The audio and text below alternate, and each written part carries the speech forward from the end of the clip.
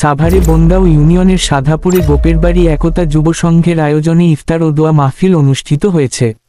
আজ সাভারে বনগাঁ ইউনিয়নে সাধাপুর গোপের বাড়ি আম্বিয়া খাতুন আদর্শ বিদ্যালয় মাঠে গোপের বাড়ি একতা যুব সংঘ এর আয়োজনে ইফতার ও দোয়া মাহফিল অনুষ্ঠিত হয়। উক্ত ইফতার ও দোয়া মাহফিলে প্রধান অতিথি হিসেবে উপস্থিত ছিলেন সাভার থানা যুবদলের সাবেক সভাপতি ও সাভার থানা বিএনপির যুগ্ম সাধারণ সম্পাদক মোহাম্মদ গোলাম হোসাইন ডালিম। এ সময় আরও উপস্থিত ছিলেন সাভার থানা যুবদলের সাবেক যুগ্ম সাধারণ সম্পাদক মোহাম্মদ আমির হোসাইন আমিন, বিশিষ্ট ব্যবসায়ী মোহাম্মদ মনির হোসেন, মোহাম্মদ মোতালেব মিয়া, মোহাম্মদ রফিকুল ইসলাম সহ এলাকার গণ্যমান্য ব্যক্তিবর্গ। এ সময় প্রধান অতিথির বক্তব্যে গোলাম হোসাইন ডালিম বলেন, এবং যারা এলাকার মুরব্বিয়ানরা যারা উপস্থিত হয়েছেন সবাইকে আমার ব্যক্তিগত পক্ষ থেকে সবাইকে আন্তরিক ধন্যবাদ জানাই।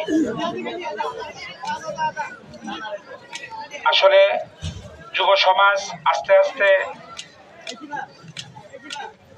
অনেক খারাপের দিকে যাচ্ছিল, কিন্তু ইদানিং আমরা লক্ষ্য করছি যে যুব সমাজ আবার খেলাধুলা, সাংস্কৃতিক অনুষ্ঠান, এই জাতীয় ইফতার পার্টি এদিকে মনোনিবেশ করছে। যদি এইভাবে এলাকার মুরব্বিয়ানরা যদি আপনারা সবাই যুবকদেরকে উৎসাহিত করেন, এই সামাজিক কর্মকাণ্ডে তাদেরকে ব্যবহার করেন, তাদেরকে উৎসাহ দেন এসব করার জন্যে, তাহলে হয়তো এলাকায় যে সমস্ত